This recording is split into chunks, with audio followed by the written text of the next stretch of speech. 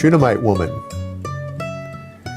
We call her the Shunammite woman because we don't know her name.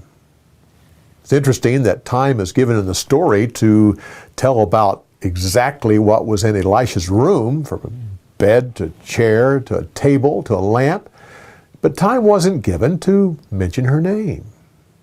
Reminds me of a story I heard by J.F. Oberlin. He was a famous German preacher back in the 1700s. He tells about a time when he was caught out in a snowstorm. And he was walking along, and the storm was so bad that he lost his bearings, and he wandered a bit and finally realized he did not know exactly which way to go at all. And so he just basically sat down.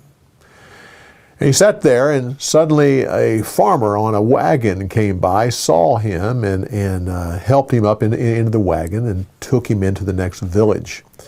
The farmer made sure that he was settled and cared for in an inn, and was about to leave. And the famous preacher asked him, "Sir, please tell me your name. At least when I remember you, I can remember you by your name."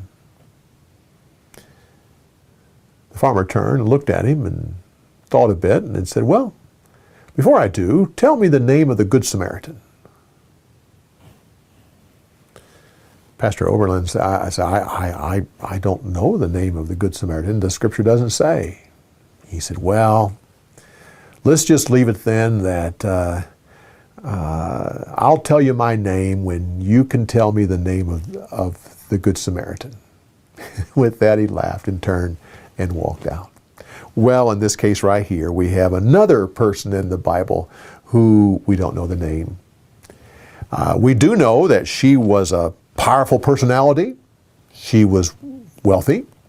She was a respected person and a woman that was determined and loved her son.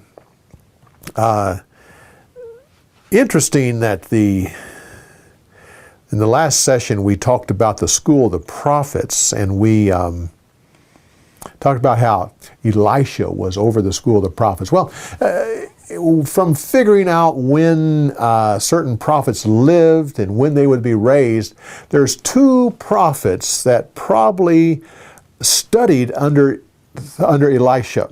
One was Amos and one was Jonah.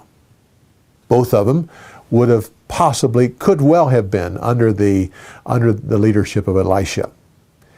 Tradition, and it's only tradition. We have nothing to go by. Tradition holds that Jonah was this son that was a son of the Shunammite woman. This story contains one of only 7 stories that are about a resurrection, not counting the resurrection of Christ, which was the master resurrection. But of the other 7 people that were raised from the dead, this story here contains one of 7.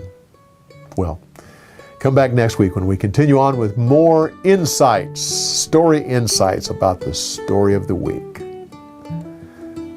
We'll see you next week.